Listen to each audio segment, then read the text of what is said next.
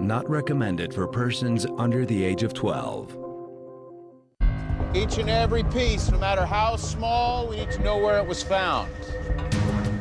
NTSB investigators face pressure like never before. The eyes of the world were going to be on this.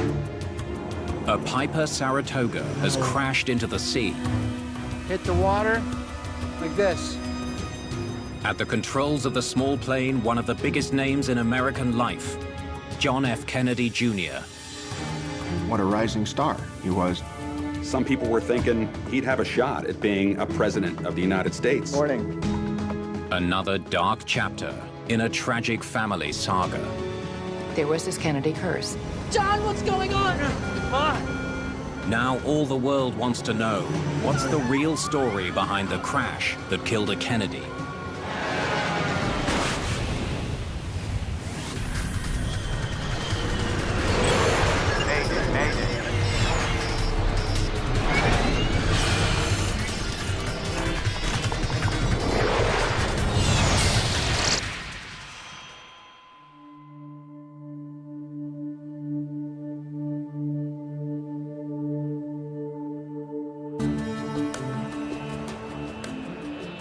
It's a warm summer evening at Essex County Airport. Less than an hour from the busy streets of Manhattan, the small airfield serves many of New York's wealthy citizens, boarding private planes for weekend getaways. Preparing to pilot his own plane, a man who in many ways is the elite of the elite.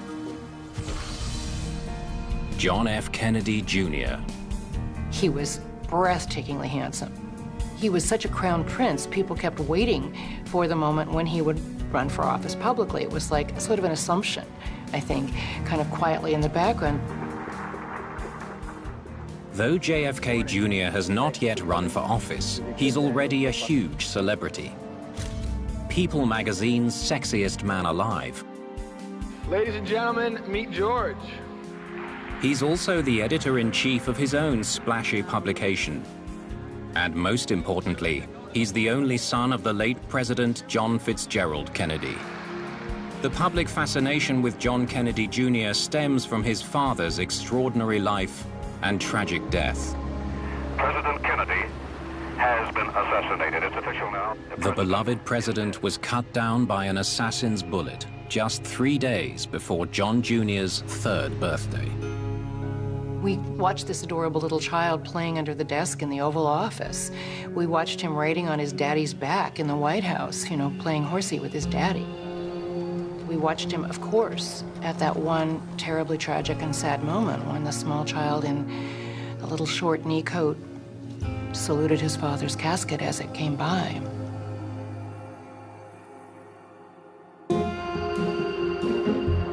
"36 years later, on a July evening, John Kennedy Jr. waits for his wife, Carolyn, who's running late. They're flying to a family wedding. Also hitching a ride on Kennedy's plane is his sister-in-law, Lauren Bassett. Any word from your sister? No, stuck in traffic, I guess. We're dropping you at Martha's Vineyard, right? Yeah. All right. John plans to drop Lauren off and continue on with his wife to the Kennedy family compound in Hyannisport, Massachusetts. I think that he was impatient to get to the wedding.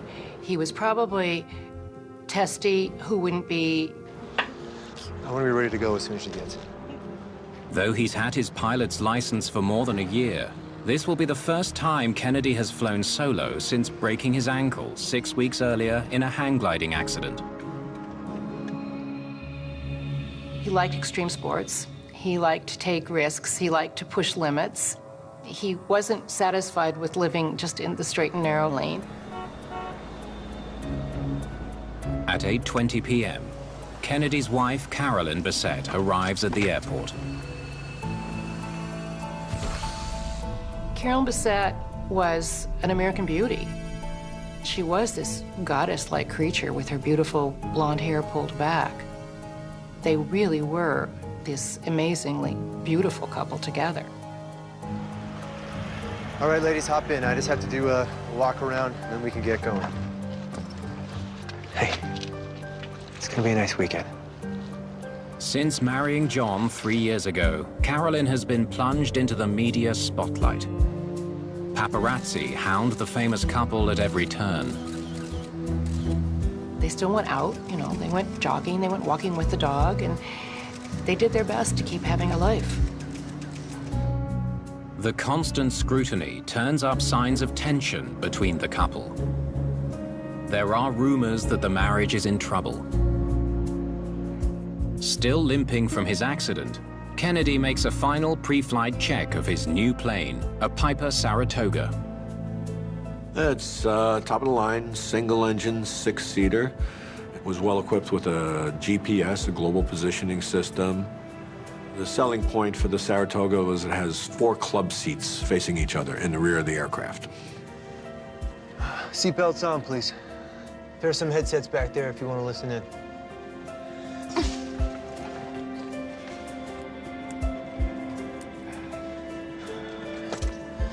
All right, battery on, fuel pump on, and propeller is clear. The flight to Martha's Vineyard should take about 90 minutes. After that, it's just a short hop to Hyannisport. The route from Essex County Airport to Martha's Vineyard, he was quite familiar. He'd done it several times. At 8:40 p.m., more than 2 hours behind schedule, the flight gets underway. 75 knots.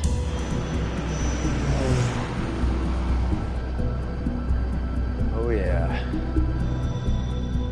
Like many private pilots, Kennedy is flying under visual flight rules, or VFR. You stay clear of clouds, you have to have good visibility. You're always looking outside, able to see the horizon and orient the airplane using your visual cues. And that's the best view of New York you're ever gonna get. Once you turn towards the east, you had a nice view of Manhattan, the Hudson River. On a good day, you could see, 30 miles or so at altitude. Kennedy cruises at just 5,500 feet, a typical altitude for small planes. Around 9:30 p.m., he leaves the mainland coast behind. Just leave Montauk over there. I don't see a thing.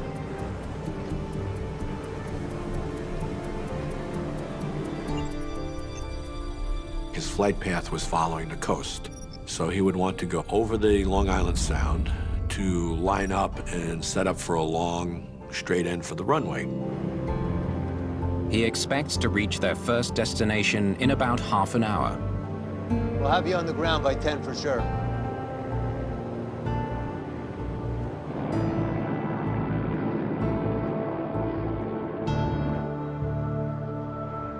But by 10 o'clock, Martha's Vineyard Tower. Airport security here. the air traffic controller at Martha's Vineyard Airport has had no contact with Kennedy's plane. Any word on that flight? Negative. I haven't been notified of that arrival. Overdue flights are not uncommon. But as the hours pass with no sign of the Piper Saratoga, a chilling reality sets in.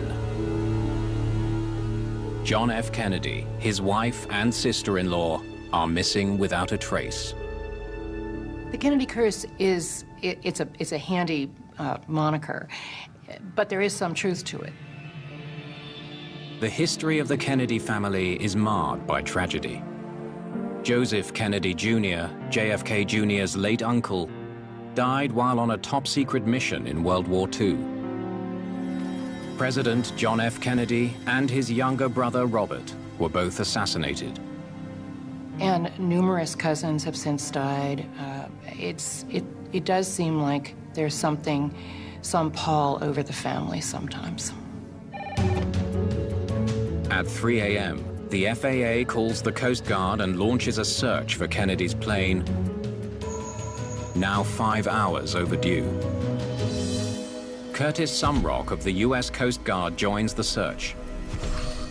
I think we did have a little bit of a heightened hope that we would find this person because they did have such a tragic history.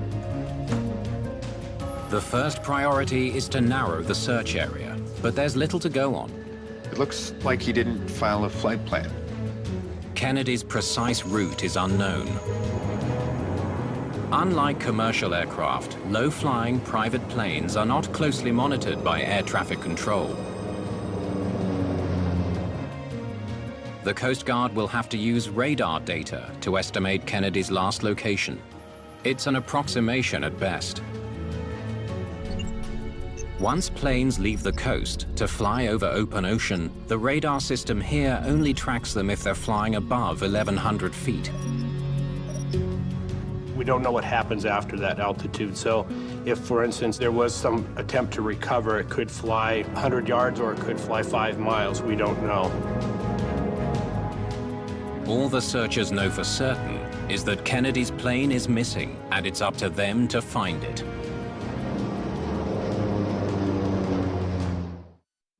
Following D-Day, the Allies advance across the battlefield of Europe, both sides playing for survival. With expert insights and immersive reenactments, National Geographic takes an unflinching look at this desperate game of advance and retreat. One side has everything to win, the other everything to lose. The brand new season of Hitler's Last Stand on National Geographic. Kada bi sve priredbe bile ovakve, ne bi ti bio potreban Airwaves, ali nisu. Zato uzmi dozu mentola dovoljno moćnu da ti promeni perspektivu. Airwaves, razbistri misli, osveži dah.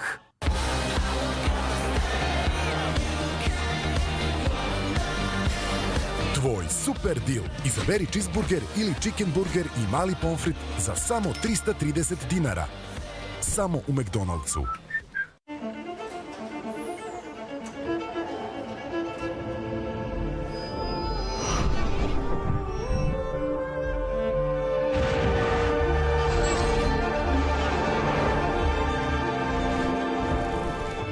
Osjeti snagu inspiracije. Umetnost nastaje potezom moje make-up četkice. Zbog toga u vašem DM-u potražite preko 3000 proizvoda za šminkanje po uvek povoljnim cenama. Novi Big Hybrid Flex savršeno brije. I da, oštrice mogu da mu se zamene.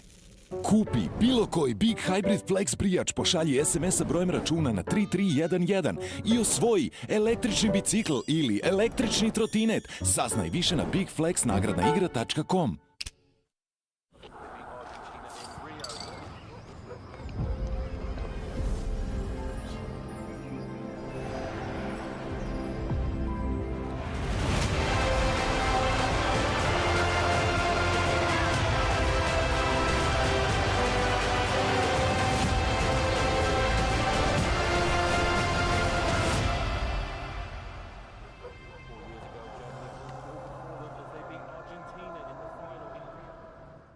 Ti si neki novi.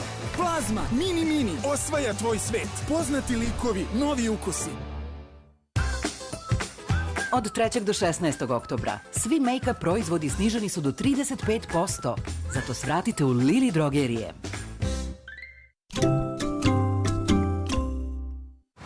When the winter brings unpredictable weather, Today is a windy day up on the mountain. these heroes are here to battle the elements. Oh, I'm ready for new challenges. Bring it on. In a season that's rougher. It's a miracle that the driver is alive. And tougher. This tipped over now. Stop! Finito, capito. Goodbye. Now the best team is together. Ice Road Rescue. Not recommended for persons under the age of 12.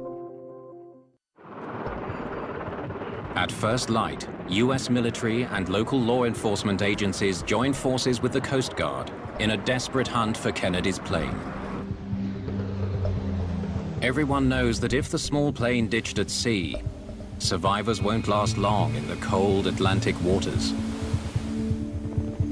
The scale of the effort to search for the aircraft, it was massive. Typically, that doesn't happen in most general aviation accidents, but this was, this was JFK Jr., and it captured the eyes of the country and the world. News that JFK Jr., one of America's favorite sons, is missing stuns the nation. The public wants answers. As soon as this story broke, the media vans were on the roll, and it seems like every major news organization had a presence in our parking lot. Trying to spot the 3 survivors in miles of open water is a mammoth task. It's extremely difficult because you're basically looking for something that's about the size of a basketball, and you're flying 100 to 300 feet above that. The outcry from the public was great, and there were people getting in their private boats to go out and help search. As the search effort continues, all of America seems to hold its breath. People were captivated by the story because, on the one hand, how could this happen? On the other hand, there was this Kennedy curse. As the hours pass, millions across America and around the world begin to fear the worst. John Kennedy Jr. may be lost forever. The day after Kennedy's plane went missing, searchers make a grim discovery. Pieces of aircraft debris floating in the fast currents off Martha's Vineyard. There was part of the nose wheel, some cushions, one of the suitcases was in there, and then various other parts that were unidentifiable from the aircraft. The shattered pieces leave little hope that anyone is alive. Everyone was hopeful that there would be another outcome, but it just never came.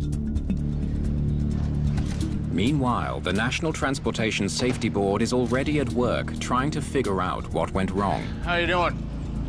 Former U.S. Army pilot Robert Pierce will be the investigator in charge.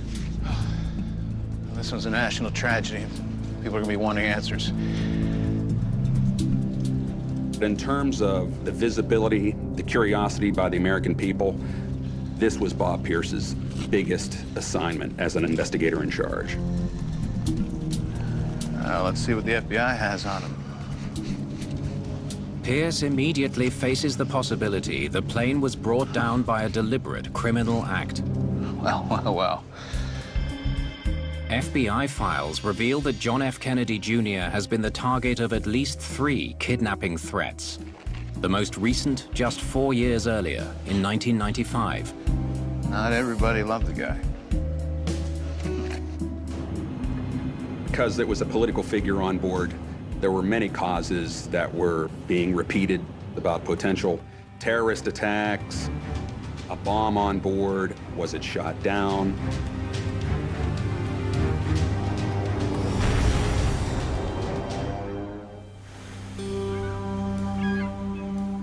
The answers could lie with the wreckage, but it's still lost at the bottom of the Atlantic. Navy divers scour the ocean floor searching for sunken debris. Let's go. For now, investigators must learn what they can from the Saratoga's flight path. They compile data from coastal radar stations to build a picture of how the plane was flying. Hey, so far, so good. And just as he leaves the coast, he suddenly starts heading away from Martha's Vineyard. Why is he flying in the wrong direction? We always consider recorded radar data as a poor man's black box. It's a way to get some information in regards to the flight path, the airspeed, the altitude, and that was very helpful in this investigation.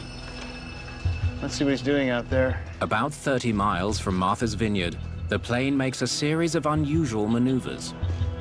Okay, first he descends, and he turns right and climbs again.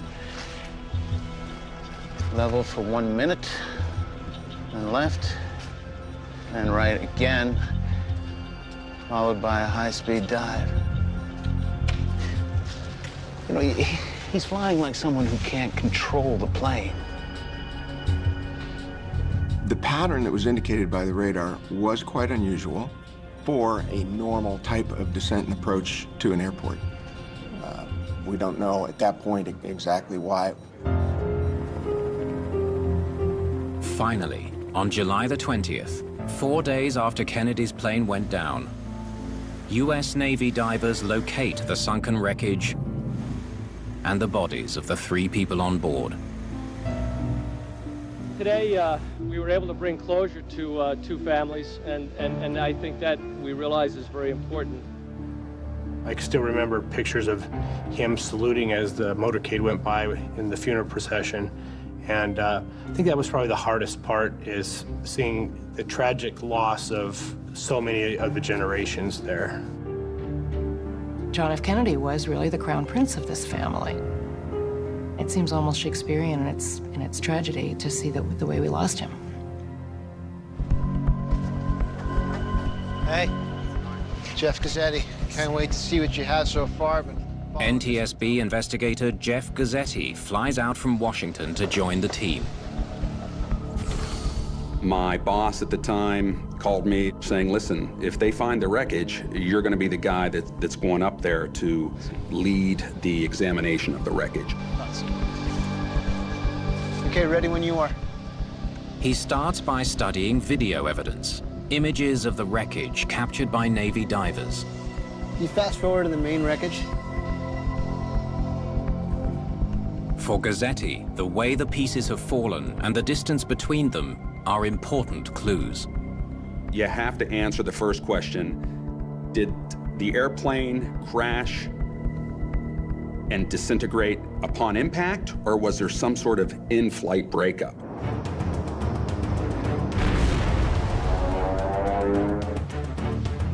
He hopes to answer that question by locating what investigators call the 4 corners.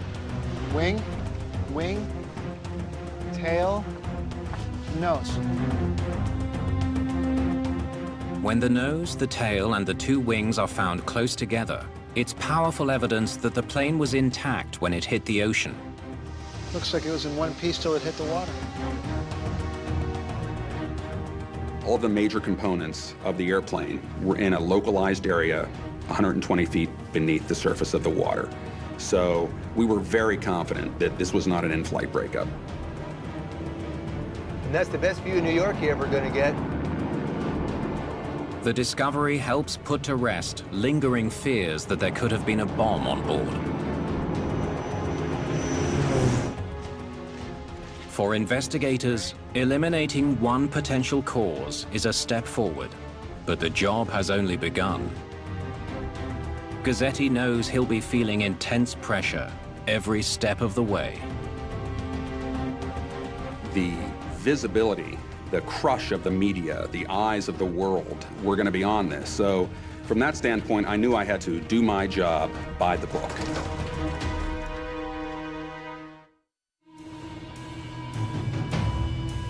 Guys, that's tail. We gotta put that back there. And the cables, get the cables all together in one spot. Let's keep them over there. Salvage efforts have recovered 75% of John F. Kennedy Jr.'s Piper Saratoga from the ocean. If we were ever going to provide a story to the public and to the aviation community and to the family, we needed to glean as much evidence as we could, and that meant trying to find every piece that was available in the wreckage. Each and every piece, no matter how small, we need to know where it was found. Investigators begin a methodical analysis of the debris. I want to see every piece. We start at the wingtips, we work our way in. The small plane was not required to carry flight recorders. Gazzetti will have to uncover the story behind this crash by interpreting the clues imprinted on the crumpled debris. Okay, let's see how you hit the water. If Gazzetti can understand exactly how the plane hit the water, it might tell him what went wrong. The right wing is much more damaged than the left wing. Bit by bit, the damage reveals how the plane came down. When you look at crush marks on a structure, they can tell you a lot. There's something called accordion crush damage, where you just take the structure and the impact just crushes it down and it looks like an accordion, which gives you an idea of what the angle of impact was. Huh. I wasn't expecting that. The roof's badly damaged, but no damage on the floor. I think they were upside down. Spanking right, hit the water like this. The discovery paints a terrifying picture of the flight's final moments.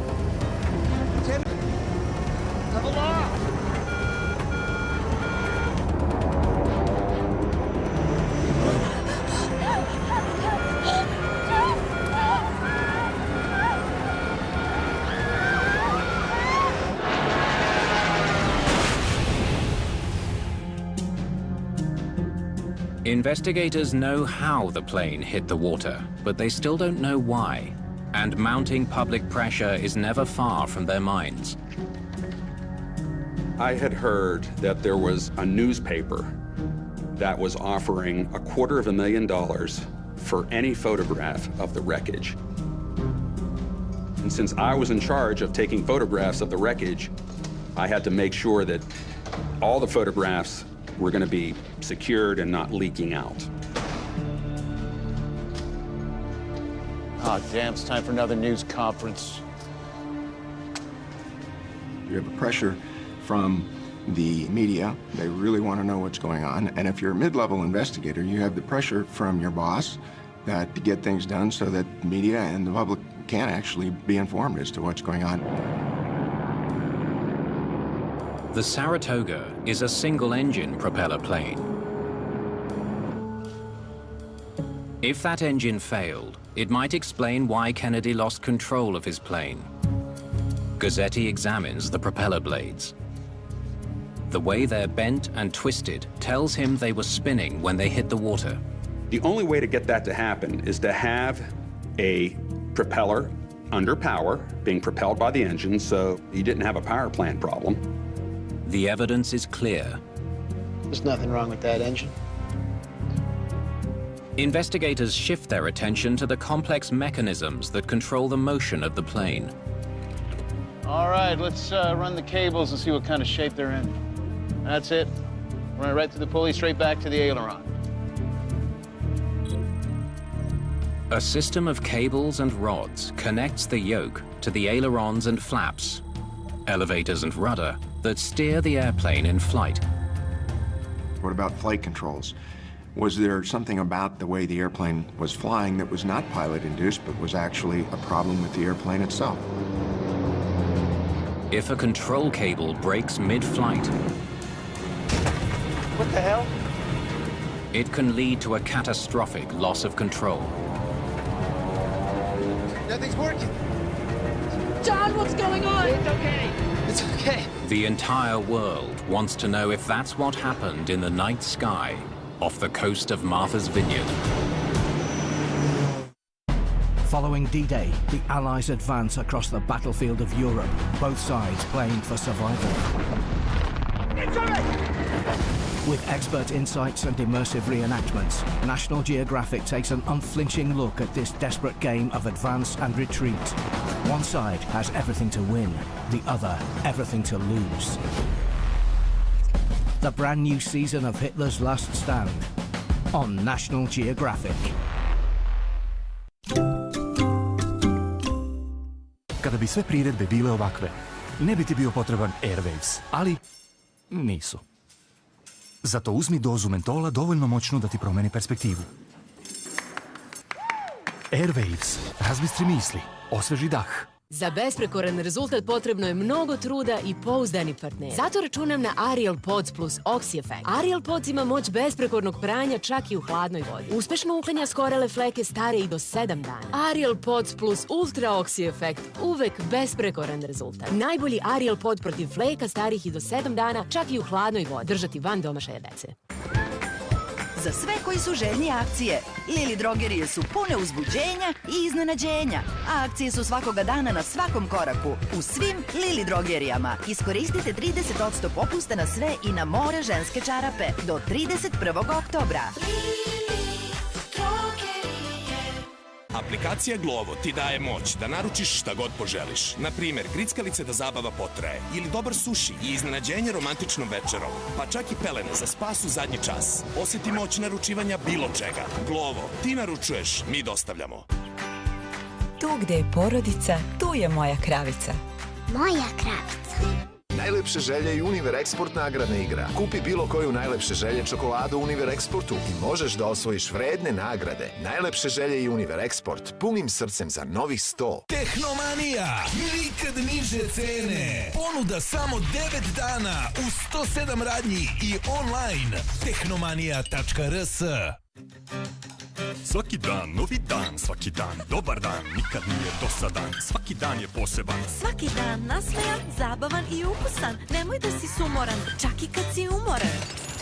Prazničan, romantičan, ponekad i praktičan. Svaki dan aktivan, bitno da je gotivan. Svaki namaz verziran, svaki pokret pravilan, svaki komad izabran, svaki obrok planiran. Svaki susret magičan, odličan, fantastičan, nikad nije običan, užitak je logičan. Svaki sendvič namazan, svaki obraz umazan. Ukus mu je izvrstan, svaki dan kvalitetan. Carnex.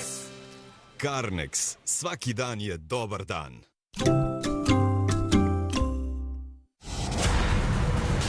It's a necessity to get out and capitalize in this time of year. Alaska has a very short growing season, so it's kind of a one-shot opportunity.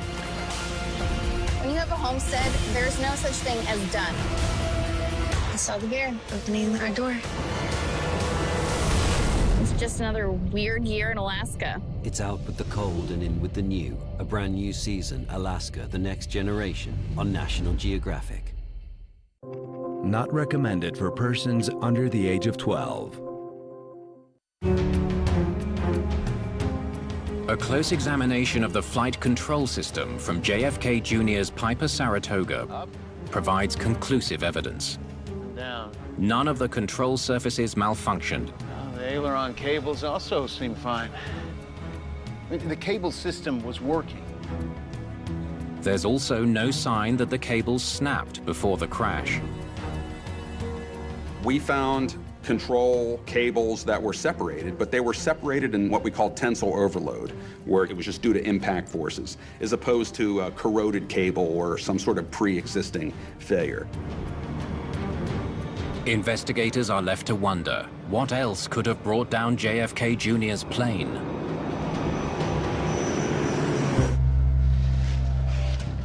All right, now let's check if the attitude indicator failed somehow.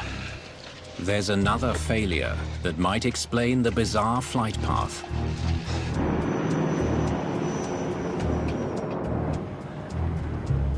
Looking good? Pilots rely on one instrument more than any other to warn them when they aren't flying straight and level. The attitude indicator tracks the plane's motion in space, up and down, left and right. If it malfunctioned and gave Kennedy faulty information, it might have fooled him into steering the plane into the ocean. Damn it! Come on! Level off! We harvested all of those components. We took them to the NTSB Materials Laboratory and photographed many of them and disassembled them and looked inside. There goes that idea. But after a thorough examination of all the aircraft's instruments, the search for clues comes up empty. Instruments are working perfectly.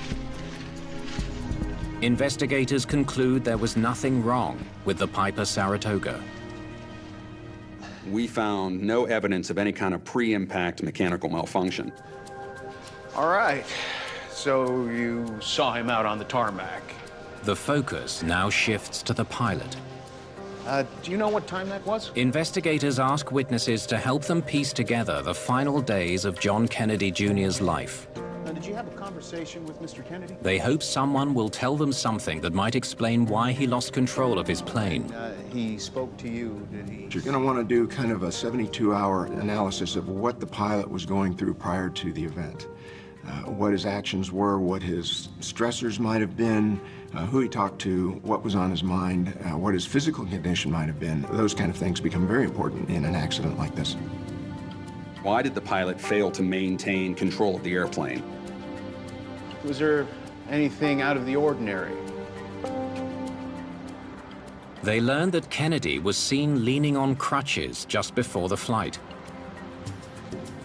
He had had surgery done on his ankle, and he had just had a walking type of cast removed the day before.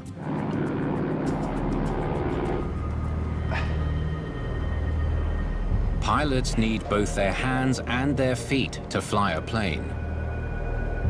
When you apply rudders in the rudder pedal pressure in an airplane, it goes through the leg and through the ankle. Could Kennedy's injury explain the fatal flight path?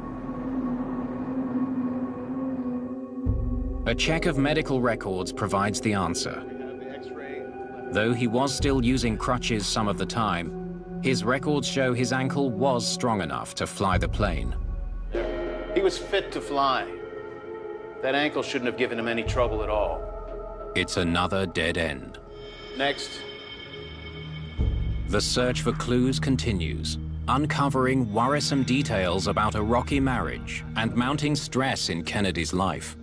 I'm just trying to get a sense of his state of mind. Now, I understand his marriage was going through a rough patch. For months, John and Carolyn's troubled relationship has been fodder for the tabloids. Perhaps the strain distracted Kennedy from the challenging task of piloting his plane. Everyone comes out afterwards and talks about that this spat and that spat and that she was very difficult and that she was demanding. But you never know how much of that is just kind of people speculating. Ladies and gentlemen, meet George. After a high-profile launch, Kennedy's magazine is also in trouble. No, you shouldn't worry. No, we've got a great plan in place going forward. Yeah. No, it's going to be fine. Yeah. He genuinely launched that magazine, George, with an interest in providing a voice and vehicle to bring politics to his generation. No, you have nothing to worry about. Magazines are pretty expensive and hard to run. It wasn't doing too well by the end. Now, Mr. Kennedy led a very busy life. I'm sure he had a lot on his mind that night. Maybe that's what rattled him when he was up there. As in any activity, your state of mind affects your behavior. And for a pilot, that pilot may not realize that the stress he's under can affect how he flies and what his decision-making skills are at that point in relation to how safe is it to go fly today. Saratoga Niner 253, ready for takeoff from runway 22. John Kennedy Jr. appeared to be the definition of grace under pressure. But what was the real story? Did he have the piloting skills to handle the added pressure of flying his own plane?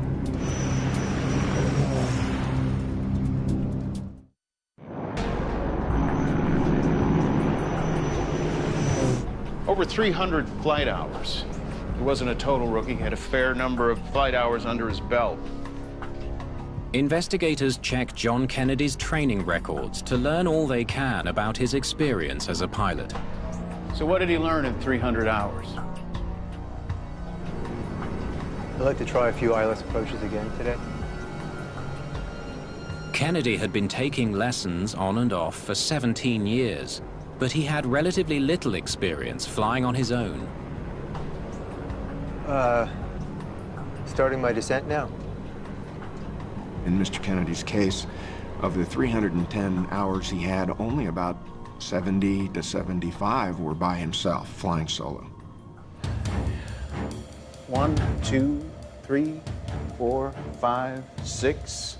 There's another troubling detail. 11 different instructors. I can't imagine any of them got to know the guy too well. Kennedy trained with a lot of different instructors during those years. Should I throttle back more? I would not want to train the way Mr. Kennedy ended up training. I would prefer to stick with one instructor, especially during the instrument portion of that training. Hey, sorry I'm late. You with me today? Tim O'Neill was one of John Kennedy's instructors. He was a very busy person. So he'd be running in and running out. Sometimes he'd be running late. Hate that highway. It's always packed. It's not very helpful in the learning process to have other things on your mind.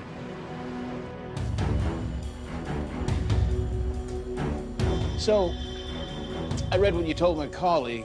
I just need to confirm a few things.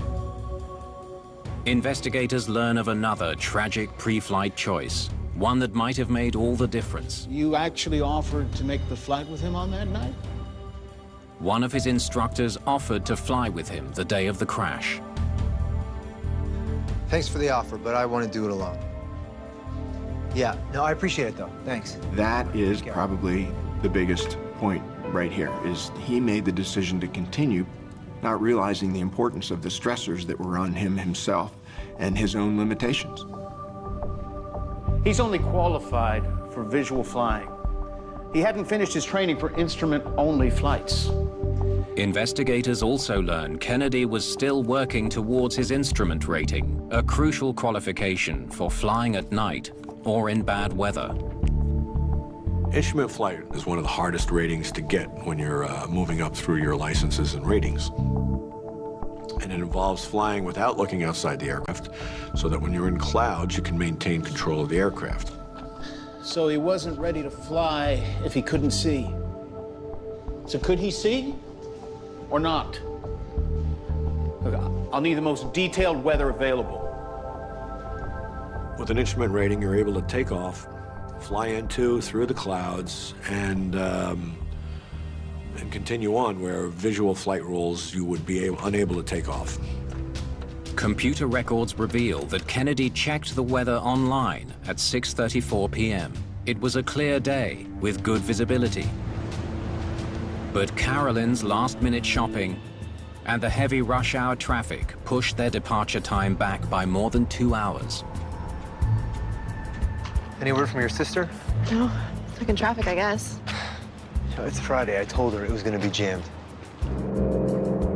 By that time, weather conditions were deteriorating, with haze making it hard to see the horizon.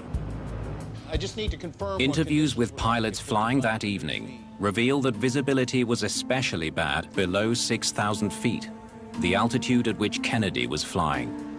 Must have been pretty hard to see. There was some haze coming and going, and some stations reported some mist.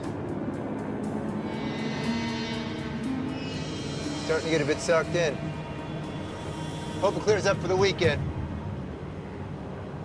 Investigators believe Kennedy found himself flying in difficult visual conditions.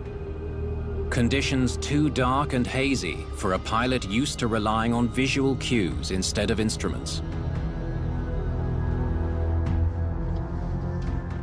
Not a great night for this guy to be flying. Weather plays an immense role in all aviation accidents, even the ones that you might not think it would.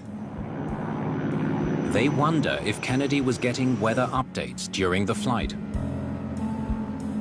127.25. To get accurate information, he would have had to tune his radio to the weather transmission from Martha's Vineyard. The radio from Kennedy's plane is among the many parts salvaged from the ocean.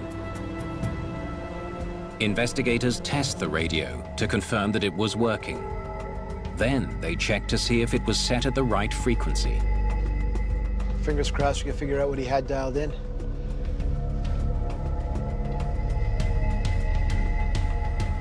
Show me that frequency again. 126.25.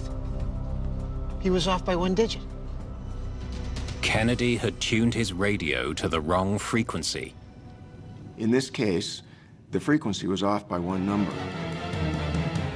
The discovery tells investigators that Kennedy likely wasn't getting the weather updates he needed. But it tells them something else as well, something that may finally explain the fatal crash that saddened an entire nation. This is Denmark, a maritime nation forged by its near-endless coastlines. and ever-changing colours paint the landscape. Where Viking legacy greets legendary heritage. And striking innovation looks to the future. Europe from Above, the new season, continues with Denmark on National Geographic. Kada otvoriš Pepsi, uživaj u tom sjajnom ukusu, koji neće učiniti da izgledaš savršeno, a neće ni razvedriti svaki dan. Sorry, ali je baš dobar ukus. I to je jedino što je važno. Zato ne slušaj šta drugi govore i prati svoj ukus. Ostani sveža kao posle tuša tokom celog dana uz Diskrit neverovatno tanke i prozračne dnevne uloške. Sveža kao jutro tokom celog dana svakog dana.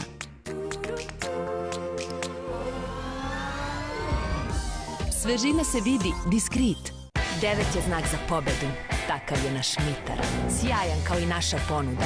Uzmi Hipernet za 1999 dinara mesečno i uživaj u omiljenom TV sadržaju i optičkom netu. I iskoristi 19.000 dinara popusta za kupovinu novog telefona. Jetel. Merix predstavlja najveću borbu između dve vatre ikada. Zabava, znoj i mnogo prljavštine. Nove Merix Power kapsule sa efektom maksimalne svežine. Tako male, ali sa ogromnom snagom pranja i maksimalnom svežinom. Nove Merix Power kapsule. Držite van domašaja dece. Do you know the name Elena Fedorova? Arms trafficker, loyal to no country. She orchestrated a bank takeover in Lower Manhattan. Hell, I got your attention. She's targeting out bigger game. You give her a lot of credit. I'm not sure you give her enough. What's happening? You have no idea who you're dealing with.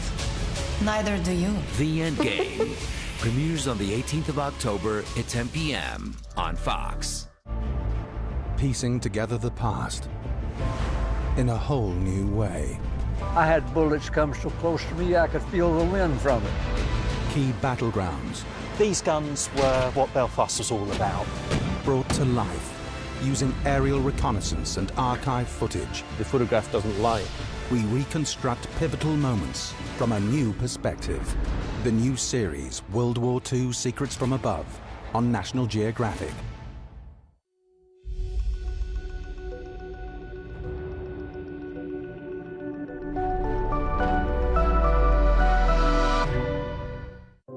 Not recommended for persons under the age of 12. Investigators zero in on a theory that may explain the fatal accident that killed John F. Kennedy Jr., his wife Carolyn, and her sister Lauren. At the center of it all, a pilot in over his head battling a mounting list of pressures. No, you shouldn't worry. No, we've got it. I'm having problems at work. I need to get to this wedding. My ankle hurts. I get in the airplane, that's why I bought this airplane. I need to get from point A to point B. That's the whole point of having this airplane and learning to fly, so we're gonna go. I think I know why things started to go wrong. 127.25. A badly tuned radio and a hazy night allow investigators to imagine a scenario that may explain the flight's tragic end. It started after he cleared New York. In hazy conditions, Kennedy would have no visual reference to tell him which way is up. Visibility was bad, and it's getting worse. He starts his descent. As it was getting dark in marginal conditions, he was in a very precarious area for visual flight rule, VFR flying. As he headed out over the water, and all those lights were behind him, all that visual reference was gone. He looks away from his instruments for like a second. 127.25. Remember, his frequency was off. Maybe he was trying to tune the radio. He might look to see if the frequency had changed or if he had got it wrong in his mind. Still nothing. Just something weird with the radio. No big deal. While all of that's going on, it's quite easy for the airplane to slip into a little bit of a bank, one direction or another. If you're in a turn for an extended period of time, your inner ear can feel a reverse of the turn, and you can become spatially disoriented very easily. What the? What? Can't be. He looks back. His instruments are telling him one thing, his senses another. What the?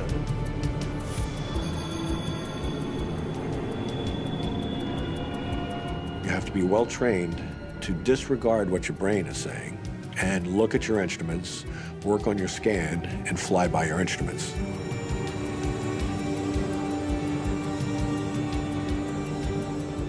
What the hell? John? John! Just wait. Come on. Level off. What are you doing? Climb.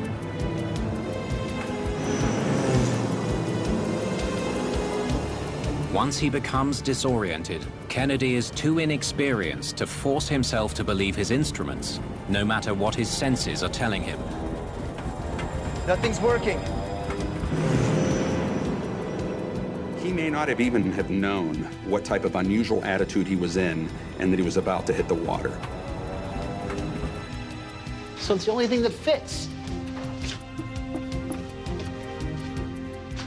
Spatial disorientation. You're really left with the gaping possibility that was always there, which was the classic case of spatial disorientation, which unfortunately has killed so many pilots.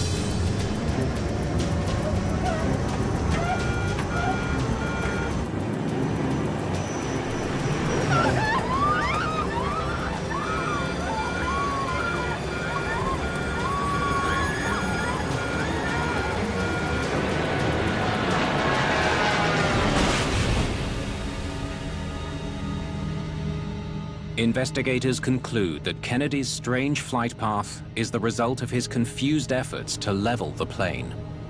That is one sorry flight path. Textbook disorientation.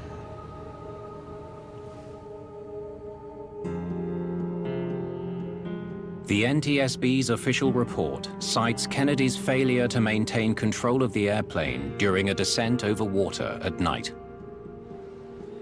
The high profile of the accident brings new attention to the dangers of spatial disorientation, especially for pilots who are new to instrument flying. I always try to teach students, be ready to buy an airline ticket. And there was numerous cases where my students left their plane where it was, and they'd call me, and I'd go pick it up for them. You need to always have an out, and an airline ticket is your best out. I don't think the public wanted to accept sort of pilot error or pilot arrogance, which may have been the same thing in this case, as the cause. Losing him was one thing, but losing him essentially to his own mistake made it much worse. A young person with such promise. Some people were thinking he'd have a shot at being a president of the United States. Good morning. In the end, we lost a piece of our American innocence. It was a tragedy.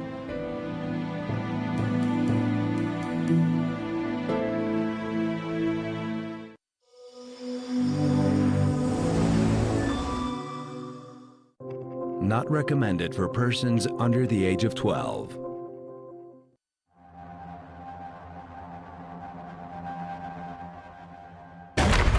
In 1992, I was one of the best hockey prospects in Canada.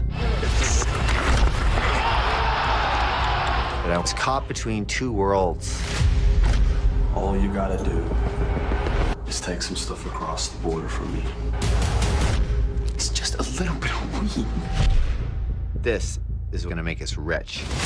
I was spinning and spiraling out of control. I told you, no one does me over. I was caught up with the money, the lifestyle. I was addicted to it. Screw this, man! The disease of more. I didn't take your stash. the most fear I'd encountered in my entire life. My life was turning into a nightmare.